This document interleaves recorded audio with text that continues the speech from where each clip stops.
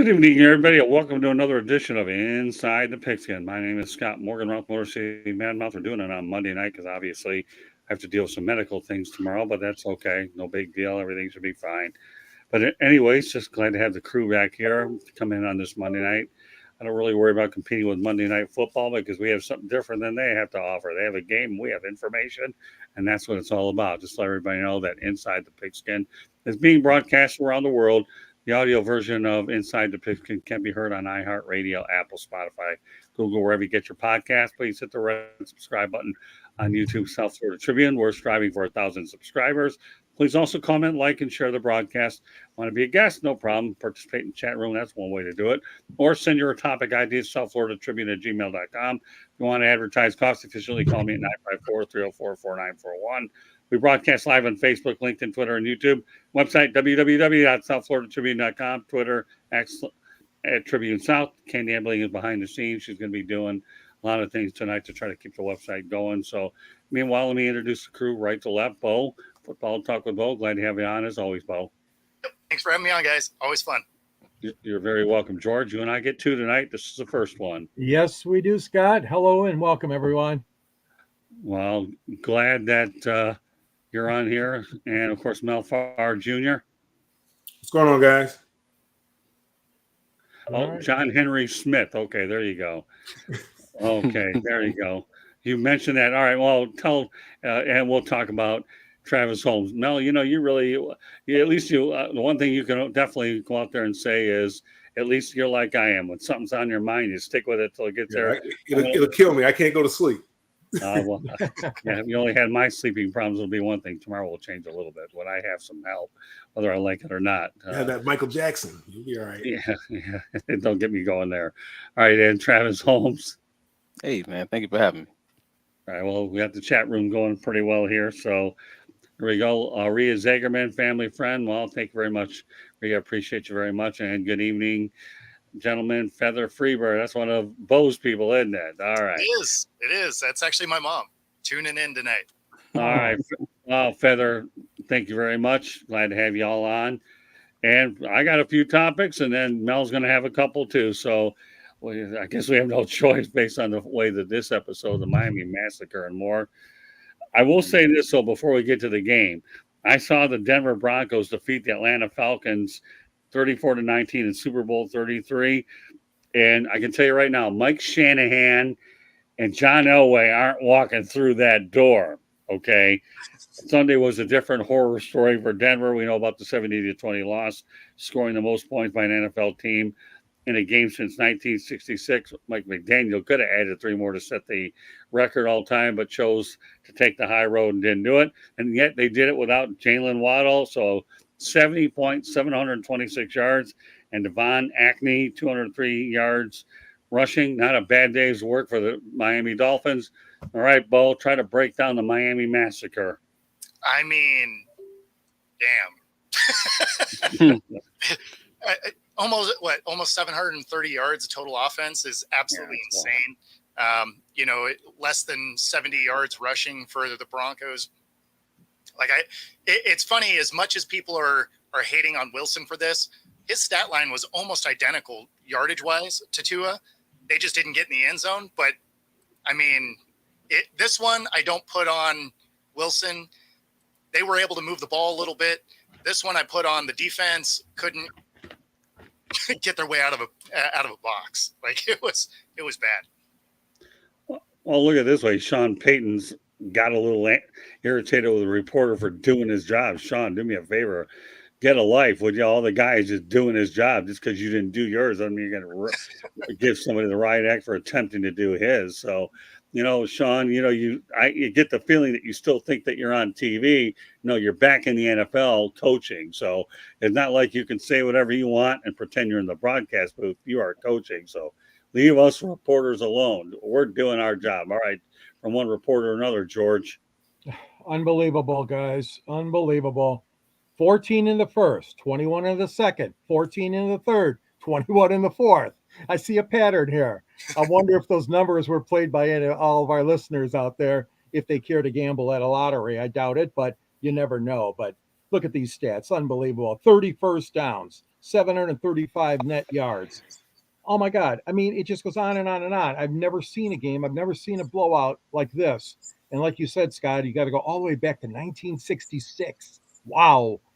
And even I was around back then, guys. And I don't, of course, don't remember that one. I would have been only 9 years old at the time, but it's just unreal. I mean, it's a shameful, shameful display by the Denver Broncos. It really is. It looks horrible, and it must feel just as bad for all those fans that were hoping for a great season, or at least a potential. And there still is time left, I know, in the season, but boy, oh boy, what a setback for those plans for the Broncos to try to pull this out together this year. But one thing is that Miami showed, and they got it all sides of the game.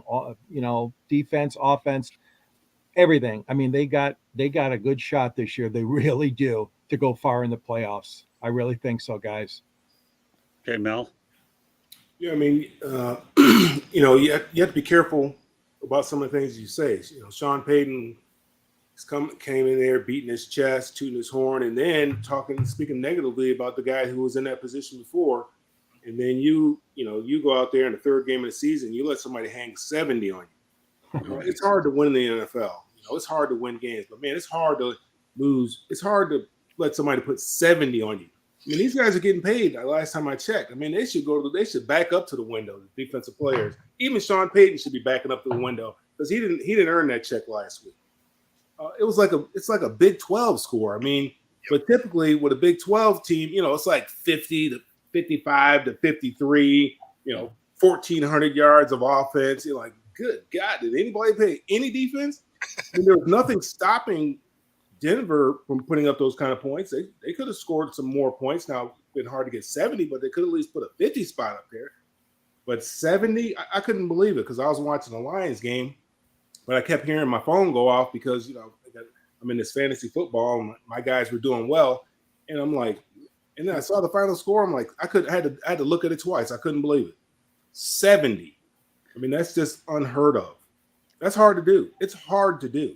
Well, I was at the Miami Marlins game against the Milwaukee Brewers, and one of my old colleagues, Nick Puglisi, mentions on his Twitter account, save a few of those 4 points for next week. So hey, you're going to need them, but, you got 70, you got 70. And when you look at the reason that Brian Flores is no longer there and Mike McDaniels is, you might be able to get a pretty good reason why he's not anymore.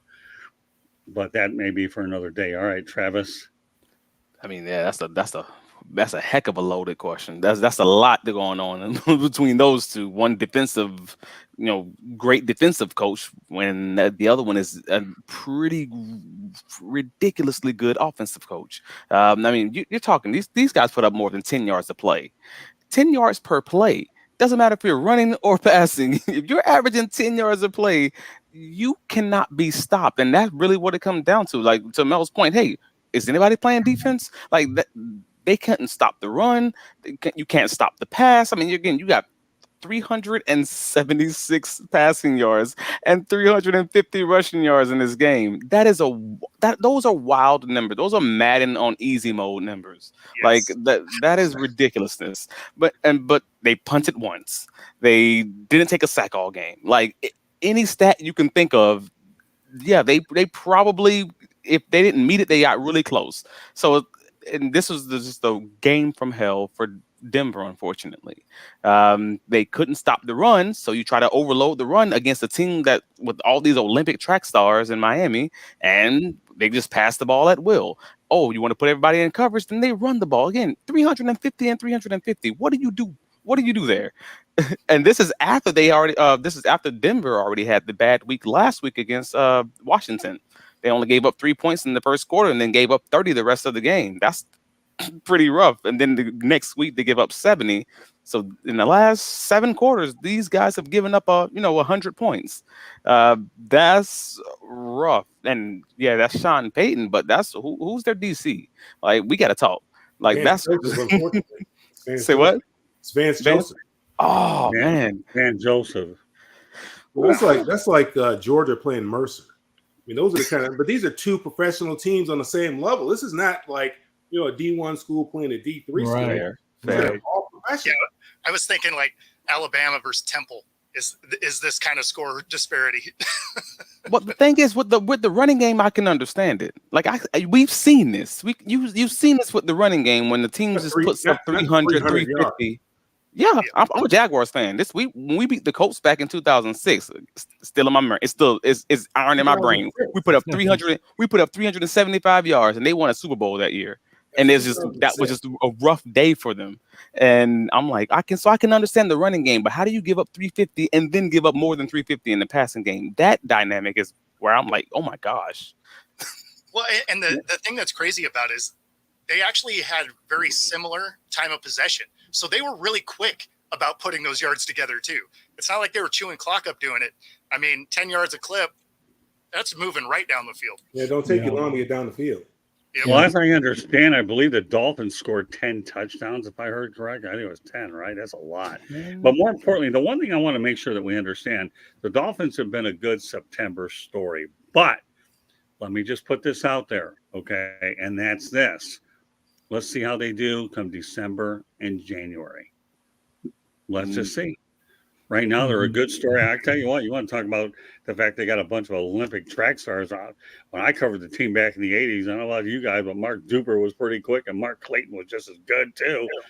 And you had Dan Marino throwing the football to him, and you had a pretty good duo there. I mean, it was unreal. I mean, think about Mark Super Duper. I wrote a story on this guy. And as well as Mark Clayton. These guys are good receivers, but what they have now, you have Tyreek Hill. We all know that he's arguably one of the best receivers in the league, if not the best, and I'll allude to another one shortly. But, to the Dolphins' credit, Brian Flores, they let him go. Mike McDaniels has done a wonderful job at Tua Tagovailoa. You have a good quarterback, head coach relationship, and you have an offensive mind in there that can build around Tua's skills. Again, the main thing, and even they have a good backup in Mike White. So, the main thing is keep Tua healthy, and they can sustain it for a long period of time. They can be dangerous anyways, but nobody's going to take this record away from them. They can definitely keep that along with their other records. So, but that said, I have two other topics I want to get to before I turn it over to Mel. All right, what was the worst loss, the Jaguars to Houston or Dallas to Arizona? Bo? I mean, as much as Dallas is getting hyped up, that was probably, I wouldn't say it's uglier than that, Broncos loss. Like nothing's going to be worse than that. But it was a good win for Arizona. They've been in all three games. They were leading in all three games. They finally closed one out. I mean, they don't look like a team that is tanking. Okay, fair enough. Okay, so you're going with. So tell me again who you're going with. Well, I mean, the worst loss is the Broncos. I mean, it's just. All right, but of these two particular games. Yeah, I'm going to go with Dallas losing that. Okay. Do you want to comment on the Jaguars Houston game real quick? I mean, the thing with the Jags is they just haven't looked good yet this season. Okay. Like they haven't put a good product on the field, and the Texans look like they're ahead of schedule. So they've been playing decent football. They've been in the games. So I mean, I figured the Texans would be a year away from being real competitive, but they look good so far. And the Jags, I don't really know what they're doing currently. I don't think they know what they're doing either. All right, George. Well, I was surprised by both of them. I just wouldn't have guessed both of them would lose, but they both did. So Jacksonville, yeah, they're not showing much yet right now. Okay, they had a great finish last year, playoff run and everything, and now this year, I don't know. Maybe it's just taking a little bit more time. I think what's happening in pro football is with so many of these teams resting their starters in the preseason. Right. We're not getting a good look at what these teams really have good or not so good about them. So now these first few games is a feeling out kind of process. Some weird things are happening. Arizona 0-2, and then they pull that win over Dallas. I mean, yeah, I was surprised by that too. But early on, we're going to have this kind of stuff happen. I'm not trying to say you're going to get 70 points again, but that was a fluke. But anyways, it's weird because, like I said, a lot of these teams rest their starters, the Lions included. The Lions came out and beat Kansas City in game 1, which was a surprise to some. But then, they couldn't beat Seattle at home, which was a surprise to the home fans. But I'm just saying there's so much going on right now, guys, with teams, especially early on, this feeling out process. I think you really got to wait till, I think, Scott, you said it last week, till game like 5 or 6, till they have under their belt. And then we'll get a better picture of this. So to answer your question, they were both bad, but I agree with Bo. The Dallas one kind of surprised me more, that loss. That's a good answer. I like that. Okay, Mel. Yeah, without question, the Dallas loss. I mean, look, everybody expects Arizona to have the first pick in the draft. Nobody expected Arizona to do anything. The quarterback is hurt. Don't expect him back till, second half of the season if he comes back at all this year. They got a rookie head coach in there, brand new. And then you have a career journeyman that's in there as the starting quarterback.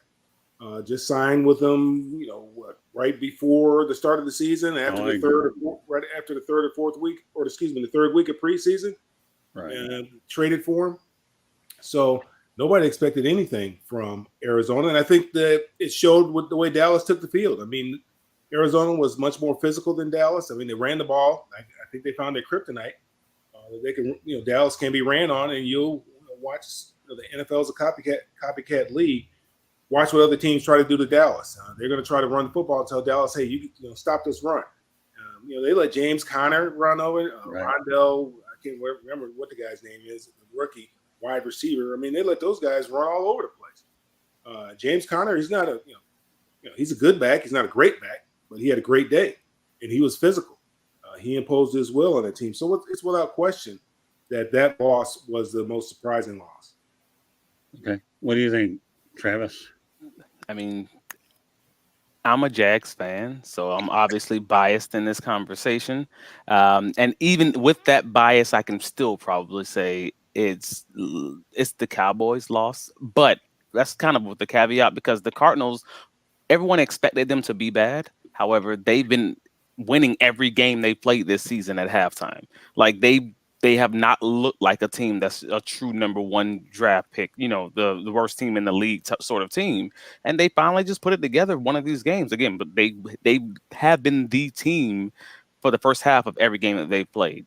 So it's just became an interesting thing because the Cowboys hadn't really been tested, and they lost their starting corner, their all-pro corner this week, had to flip their defensive assignments and all of that. But to Mel's point, that doesn't impact stopping the run. They may have wanted to give that, their other corners, some Kevin Joseph and those other guys, some assistance in the back end, but nevertheless, they still couldn't stop the run even when they had to. And that was something that everybody talked about during the Giants game. That was something they talked about in the Jets game. The only reason that the Giants and the Jets couldn't run the ball was simply because their quarterbacks were just dog. Their quarterbacks were just not good at holding on to the ball. So now they finally put that on tape, to your point, and we're going to see exactly how they're going to rebound, how they're going to flip it, knowing that this is going to be their defense for the rest of the season. Help is not on the way. So I'm going to go with the Cowboys game. However, I will say that Houston's had Jacksonville's number for the last 7 years, 6 years. We've literally been their first win every season since 2019. Yeah, I let you talk longer. Then I let you talk longer, and you took the words out of my mouth. Is what you did, but that's okay. My bad. You fall into the GMTA category. Great minds think alike, and that's exactly where you are. No problem. I'm glad that you said that because I was going to say it anyways. Yeah, the Texans have always played the Jaguars stuff. I'll tell you what, though, I am going to say, and Candy Ebling is now not behind the scenes, but now she's in the chat room. Arizona hasn't looked like the bad news bears this season. That's true. That's true. All right, so let me reiterate another point. I'm going to give you guys an analogy that you're only going to hear on Inside the Pigskin. Dak Prescott has something in common with NASCAR. What does that mean? He's got something in common with NASCAR? You never know when the big one's going to hit. My gosh, last year when we saw the Cowboys, we were waiting for the deck. Where does the deck implode? Okay. And you know what? He's got more lives than Morris, who had 9. Yes, this guy is unbelievable.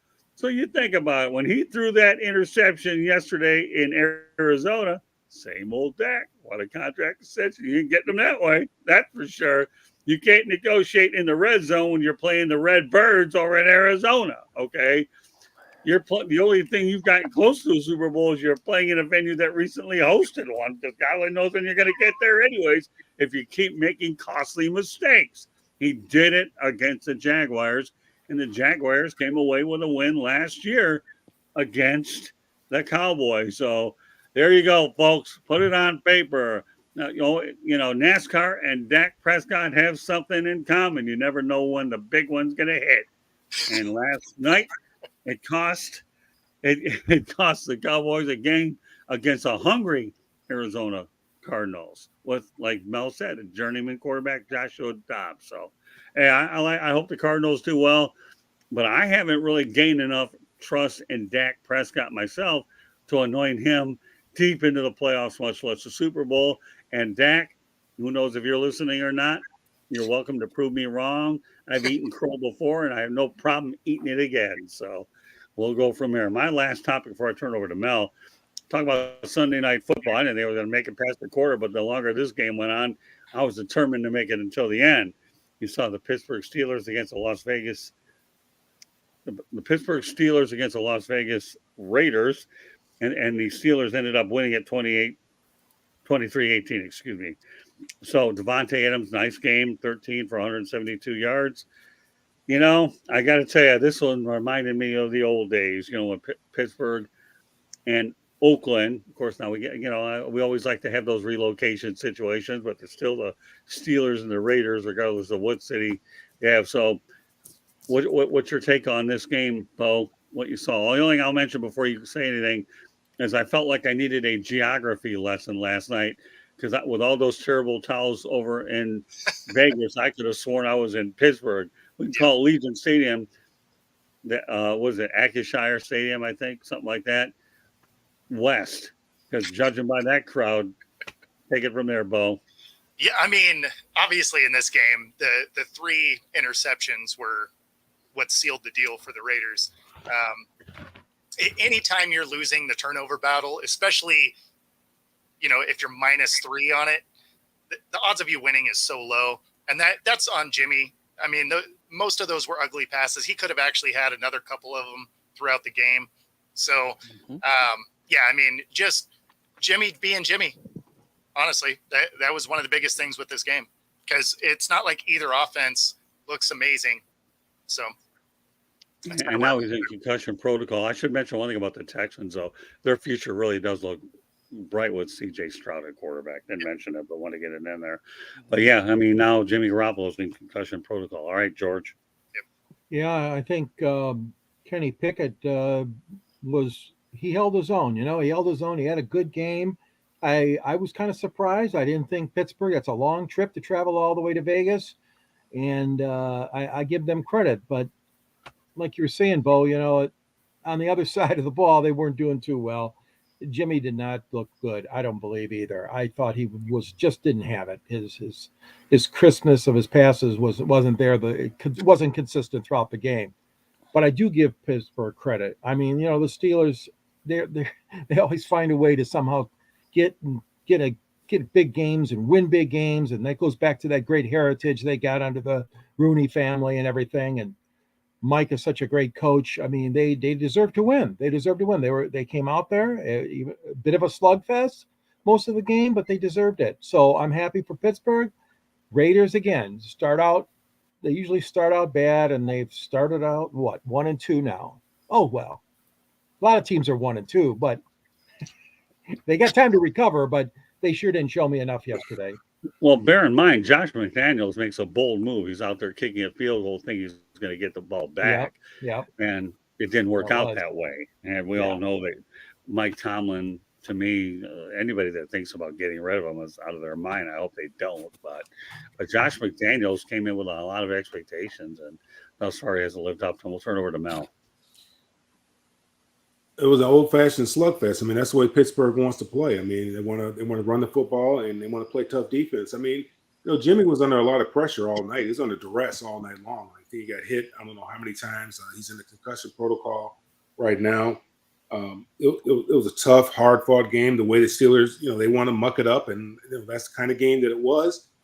Kind of like how they used to play back in the 70s when John Madden was coaching and Chuck Noll was coaching. John Madden was coaching the Raiders and Chuck Noll was coaching the Steelers. It's just one of those, I enjoy it because I like those kind of struggles, those defensive battles, running the ball, tough-nosed football. But, the Raiders, you can't put this all on Jimmy. I mean, yeah, he made some bad throws. It's without question. I mean, he made a couple. The last one, I don't know what he was thinking about doing, what he was thinking about. But, maybe because he was concussed, he was seeing 3 or 4 folks, and he just threw it out there and thought he was hitting his guy. But, I mean, that was a terrible throw. But, they were in the game. They got back in the game. The Steelers let him get back in the game. And, for a little while, it looked like it was going to be a blowout. Then all of a sudden, the Raiders scored, and I think they converted a 2-point conversion. You're like, okay, all of a sudden we got a game here now. They're within 1 score, and they had some opportunities, but the Steelers ended up shutting the door on them. But it was a good game for me to watch. I enjoyed it. I'm sure maybe not a lot of folks around the country enjoyed it, but I certainly did. Well, I know I did. I like those old-fashioned slugfests, let alone when you have the Steelers and the Raiders playing. Growing up as a kid, it was always a treat to watch. I like your analogy about seeing which one of those 4 players you could hit. Reminds me of the analogy on Rocky. Hit the one in the middle. Right. I couldn't help it. All right, I'll leave it to you, Travis. So this feels like let me be clear. I believe that this loss was specifically on the shoulders of Jimmy G. Like Jimmy G was brought in to be that quarterback who was efficient, who was going to move the ball, who's going to run the offense within the within the scheme for the coach, as far as that he's not the guy who's going to do anything more than what you're asking him to do when you draw this up on that whiteboard, but he's going to run the offense in that way. That is who he always has been, and that is what he was brought in to do, because the previous quarterback would not run the scheme of the offense. He didn't do that this week. If he doesn't throw those 3 interceptions, if this is just a 1 interception game, the Raiders probably win this game. I think that's a fair assessment. Like, I think that's just me stepping back and saying, hey, just 1 instead of 3, and they probably win this game. And it's still a tight, hard-fought win, but they're probably, up at, if not winning that game for sure. And the reason I say that is because Kenny Pickett looked more like Jimmy G, and Jimmy G looked more like Kenny Pickett in this in the way that this worked out. And it's such a weird dynamic how that kind of went. And Josh Jacobs, the Raiders are kind of they're in a tailspin right now because they don't really have an offensive philosophy. They don't really have a team philosophy right now. Last season it was they're going to ride Josh Jacobs and then they're going to use that off the play action. They're going to just beat deep ball team that way. Cool. Everybody understood that. Devontae got his yards. Josh Jacobs got his yards. Carr got his yards. Whatever. This doesn't seem like there's any real identity other than get the ball to Devontae and Josh Jacobs. Maybe you'll get 50 yards this week. Maybe you'll get 75 at best. Like, he looked more like Najee Harris in this game. And this is the same guy who led the league in rushing last year. None of it seems to make sense. And it hasn't made sense these last few games. But the fact that Jimmy G had to throw 44 passes cannot have been the plan all week. And if it was, all y'all need to be fired. That's true. Well, I'll close on this. And I know that Devontae Adams left Rodgers to be with Derek Carr. Derek Carr is no longer there. Now he has Jimmy Garoppolo, but he was saying, I didn't come here to lose. I came here to win. So you'll kind of wonder what his next move will be. All right, I'm going to turn over to Mel. Go ahead, Mel. What do you got? So, in the Pac-12, we had some exciting games take place this weekend. A lot of ranked opponents playing the ranked opponents. Had Oregon State taking on Washington State. UCLA taking on Utah. Unfortunately, my Bruins fell. We couldn't get that offense going. But the big game of the week that everybody was talking about was Colorado taking on Oregon. And, as Deion said, they got an old-fashioned butt kick in that particular game. And, there's a lot said about what the Oregon coach said during the pregame to get his players fired up. And then, I think Deion, the way that, the players, I think the way that Shedeur and Deion responded to it, I think it was very classy. I mean, he gave them all the credit, but the one thing he did say is, hey, you better get me now, because, this is the worst we're going to be. So this coming weekend, that they were talking about it all last week. USC, they play USC this coming week. Colorado plays USC this coming weekend. And I want to get your guys' thoughts on how do you think, or if you think Colorado will rebound and be competitive against USC, because they were not competitive whatsoever against Oregon. What are your thoughts, Bo? Yeah, I mean, I think they're going to be a little bit more competitive against SC than they were against Oregon, just because you can do some things with that SC secondary that you can't with Oregon. So I think their passing game may be a little bit better. But, like I've said since the beginning of the season, there's no semblance of a run game. And if they get shut down on the back end, they don't have anything else to go to. I mean, against Oregon, they were minus 33 yards at half. I mean, you can't win football games like that. So I don't see them being able to do a whole lot against SC. I think they will score more points than they did against Oregon, but I think this is still a significant L for Colorado. How about you, George? Well, you stole my thunder again, Bo. The benefit to going first. Colorado rushing 25 carries for 40 yards. Come on.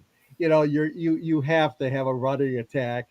I know Sanders is doing great passing. He was 23 out of 33, but not as great as he was the previous games. But yeah, you got to establish the run game. You just can't have a 1.6 average per carry in that loss, and you definitely have to do more.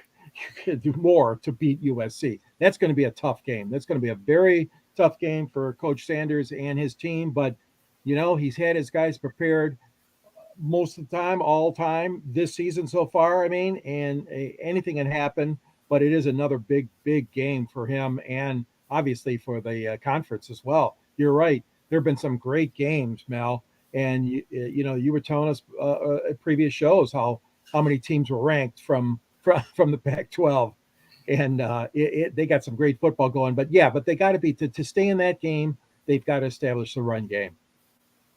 Yep, I agree with you, Travis.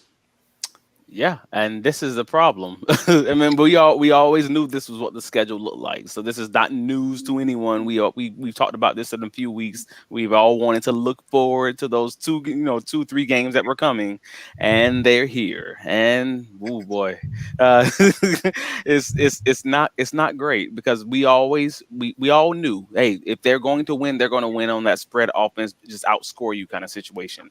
Unfortunately, they went against They were a solid team who was who was ahead of schedule, but not where they needed to be. And they didn't have the defensive lineman and the offensive lineman. We talked about that literally 2 weeks in a row. Even when they were winning, it was a known that they were light in the pants in those spots that matter. And this is where football is truly won and lost.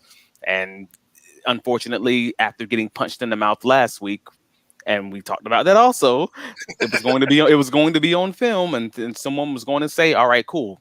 Now we know that's a weakness, and they're going to exploit it until they stop them. Well, they played against the Buzzsaw, who was already averaging more than 45 points a game, and they scored what was the final score? More than 45 points. 42-6. Right. So, and you're a team who already, we knew you couldn't run going into the game. And the main way to beat Oregon is to run the ball, shorten the game, do basically what Texas Tech did to them. And you have a one score game at that point. They couldn't do it, and they haven't been able to do it against lesser competition. And now we have that whole Spider-Man emoji where they're pointing to each other, because that's what Oregon is versus USC. It's just another buzzsaw who averages 40, 45 points a game, and you're going to have to be able to run the ball, and they're just not going to be able to do it. It's not about you can only scheme it up so much. At the end of the day, it's guys on guys, and they don't have the guys right now. They just don't have the horses up front. Yeah, I think the dagger, the Oregon sent them a dagger early when they went to that fake field goal deep in their own territory and had that 300-pound lineman run that the fake punt. I mean, it wasn't like 4th and 1. I mean, it was like maybe 4th and 4 or something like that. It was long, and it had a big 300-pounder out there just lumbering, and he got about 18, 19 yards. So this is a topic that we kind of stayed away on this. Well, here, hold on, Mel. I have an opinion every once in a while, so I'm going to go ahead and chime in on this one. Okay.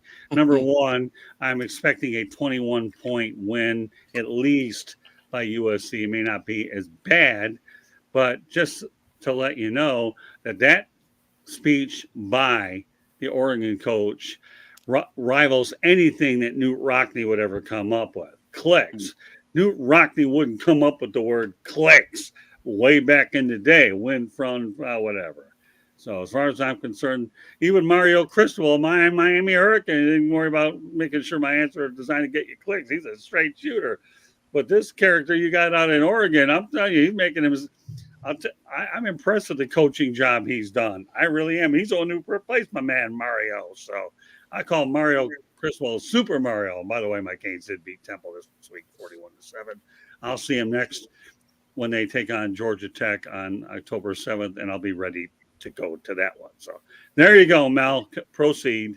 Well, we kind of stayed away from this topic on this broadcast, but I kind of scrolled by on a different show, and you were touching on the Mel Tucker situation, right, at Michigan State, which baffles me that this guy has to be just the dumbest human being in the world. How do you sexually harass the sexual harassment counselor? I don't understand that. This is somebody you bring in to talk to your team about sexual harassment, and yet you sexually harass this person. Now, I don't know all the details. They haven't, and the details that have come out are kind of juicy, but I don't know everything that's involved in it. But does anyone here believe? Because I think they sent them a letter with their notice to terminate. Yep. I think they had up until tomorrow to respond. Does anyone see Mel Tucker maintaining his job beyond tomorrow? No, definitely not. I mean, think about it. He's harassing the HR person. Is he just in there like, am I doing this right? Like, right. No, he's definitely getting fired. It's going to save them a ton of money because they have reason to fire him with cause. Well, they own like $79 million, but we'll see. George, I mean, from what I'm hearing, he's really going to fight this. He's going to fight this legally. He's going to try on the grounds that he wasn't granted enough time to, like you said, Mel, the deadline's tomorrow already for his response. I think he's definitely he's building a case, but the case is to save some money and earn more money, to get more money out of this settlement that he's searching for. The case would not be to save his job. No, I agree with you guys. I mean, there's no way he's going to be coming back there. And it is silly the way he went about it. I mean, my personal opinion, like you said, Mel, you don't pick any situation, but that's the worst situation he picked to be interested romantically with somebody. But I'll tell you what, they look bad. The team is struggling right now. They've lost 2 in a row, and they're really looking bad. So it's going to be it could get uglier and uglier this season for MSU, Michigan State. But Tucker, he didn't help the matters at all with this kind of behavior. I'm sorry. The sad thing about it is, as far as there aren't that many African American coaches as there is, and he just got a huge payday after being there. 1 or maybe 2 seasons, he got a huge payday, like $90 million, 10 years or something like that, big time money, and he'll probably never coach again. I mean, whether it be collegiate as a position coach, he's never going to get a head coaching job. I mean, as African Americans, we can't make that mistake. Now, Rick Pitino had his little issue. Bobby Petrino had his little issue. We can go on and on and on about people who've had issues, and they're able to rebuild their image and get back into the coaching profession and get back. You start down low and you get back and you get at a big time program. He'll never have an opportunity to repair his image. He'll never get that shot. I don't even know if he'll be able to coach a high school football team, to be honest with you. I mean, and that's the sad part about it, is that he jeopardized more than the money. I mean, he jeopardized his reputation, his image, and his entire career. And that's what really hurts me, because he is really represents a group of individuals. And we know that people kind of lump us all in put us all in one little pail. And they say, well, this guy did it, and this, the next guy is probably going to do the same thing. And we let down future coaches. Right. That means there's going to be fewer opportunities because of his behavior. And it's unfortunate because there's very few of us as it is right now. You'd think there's probably a lot because Deion gets a lot of attention, but there aren't. I mean, there's only a few African-American head coaches in college football right now.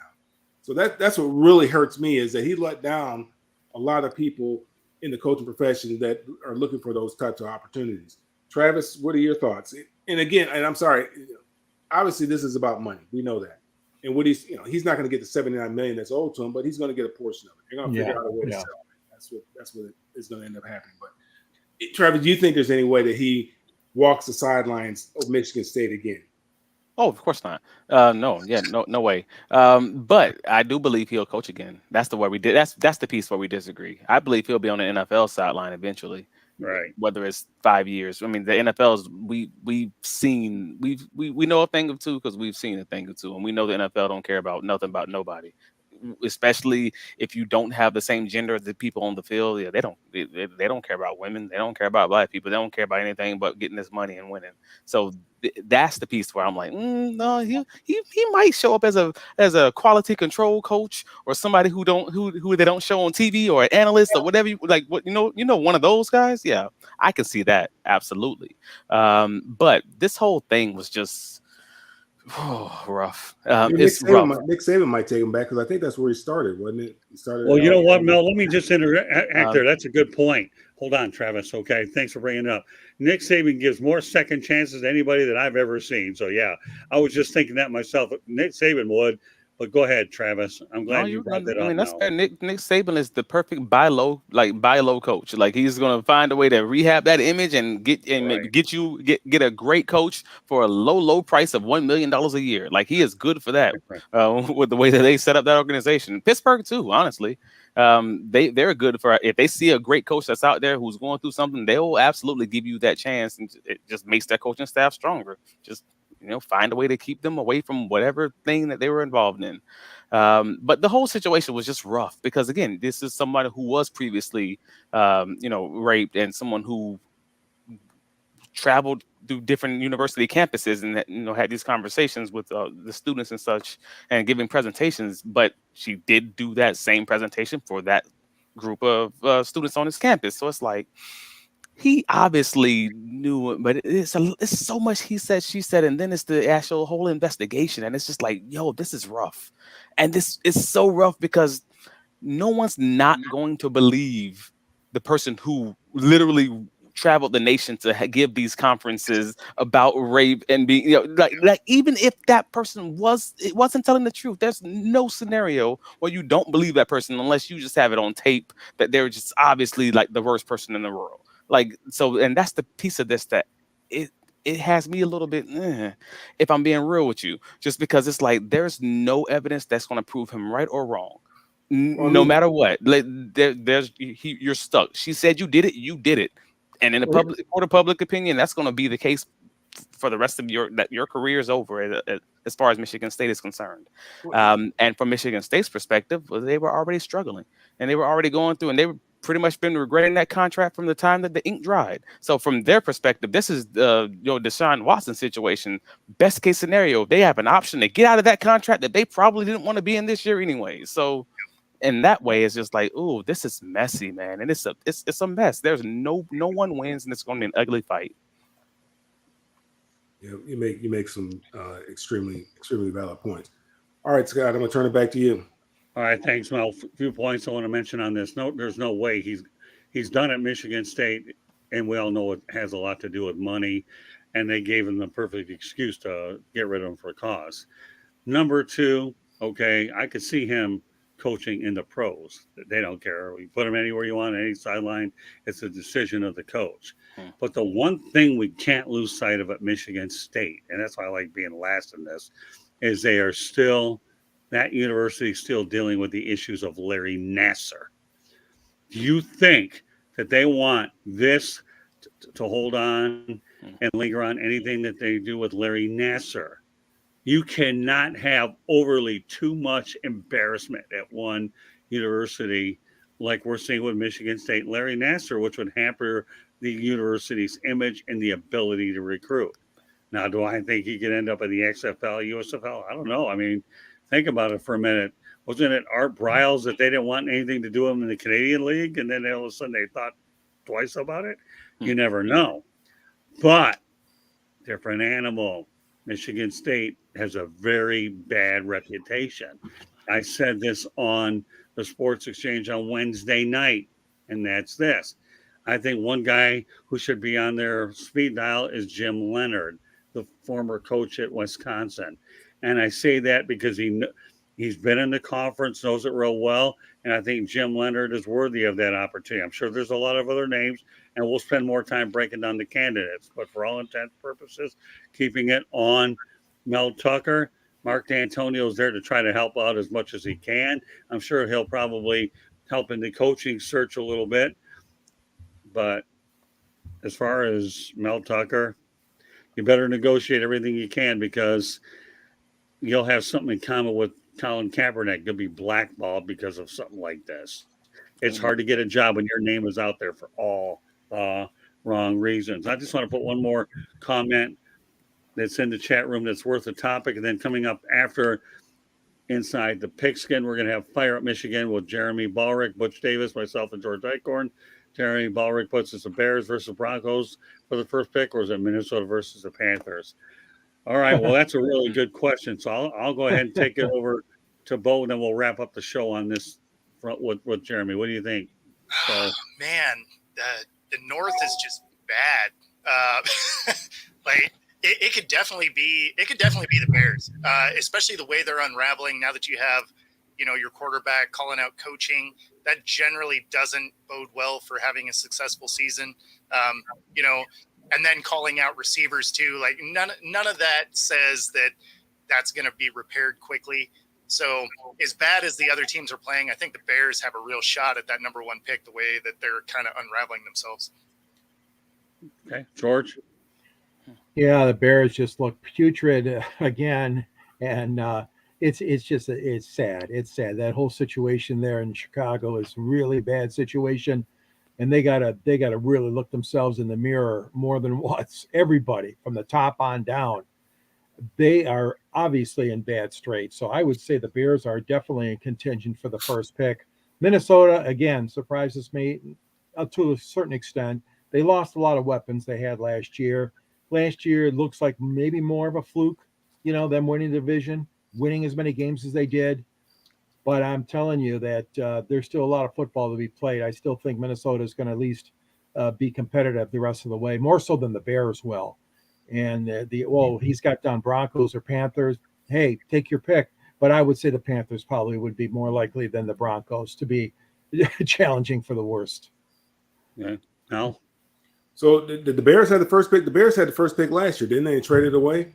Yeah, they traded it to Carolina to get Bryce Young. That was Lovey's parting gift to Houston. Yeah. That last game. And out for D'Amico Ryans as well. So Lovey's parting gift may have turned out to be a blessing in disguise. Without question, because the better of the two quarterbacks to me fell to them, and he's playing that way. Bryce Young's had a tough go of it. The Bears look terrible, and there's a lot of dysfunction right now in that organization. They had the situation with their defensive coordinator having to whatever's going on with him, whatever. I don't know what's going on, but there's been a lot of different things that have been said. Though you have that situation, so the head coach is having to take on more responsibilities, although he was supposedly calling the defensive signals anyway. But now he's going to take that on full time because the defense coordinator's resigned. The quarterback came out and said this week, Justin Fields came out and said this week about his play when he was asked about it, the reasons behind it. They get the first pick this year. They're going to have to strongly consider, because Caleb is, he's a generational talent. I mean, he's far better than what they have there right now, without question. And I would never think that I would be saying that, because I do like Justin Fields. I know he played at a high level while he was at Ohio State. I've watched him play since he was in high school. I know the guy is capable of playing the position, but for whatever reason, it's just not showing on Sundays. And that's when it matters. I don't know what he's doing Monday through Saturday, but it's definitely not translating over to Sunday.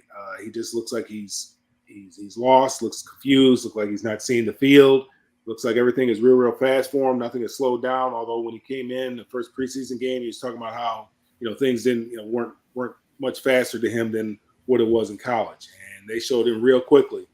With that first regular season game, how things turn around, how things ratchet up. So there's a lot of work to be done. So I think definitely the Bears are probably a team that's looking like they can have the overall. I mean, they're going to struggle to win a game this year. Mm-hmm.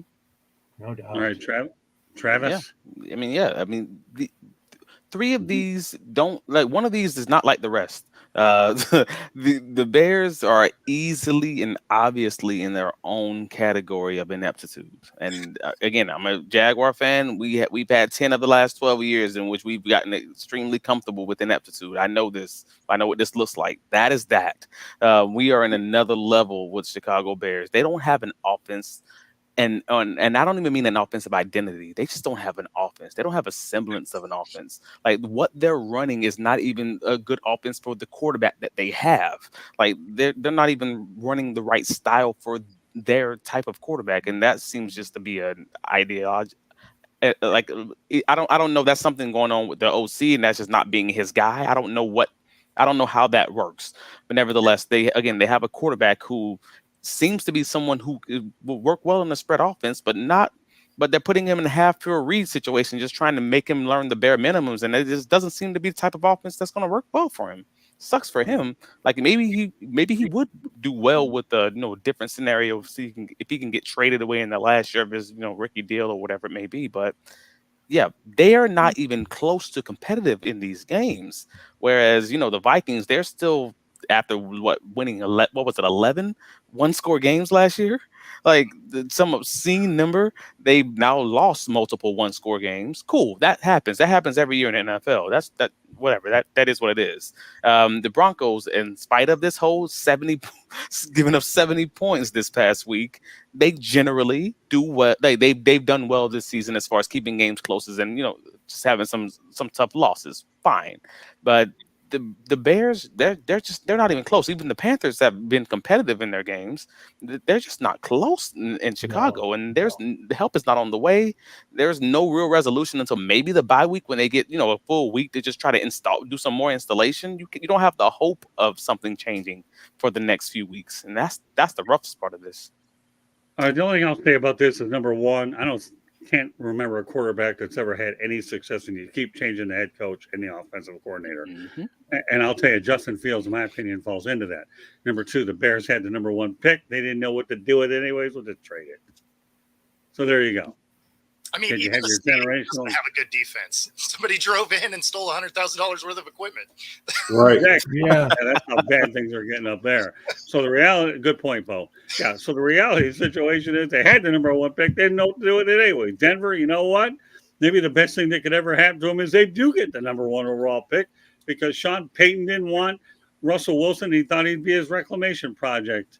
You never know, but it certainly will add a little intrigue in future. The number one pick does not guarantee you the best player anyways. I mean, if you look at the 2023, because the number two pick is the best quarterback so far, and that's Mr. C.J. Stroud, because he's been playing significantly better than Bryce Young, and that's been the curious one.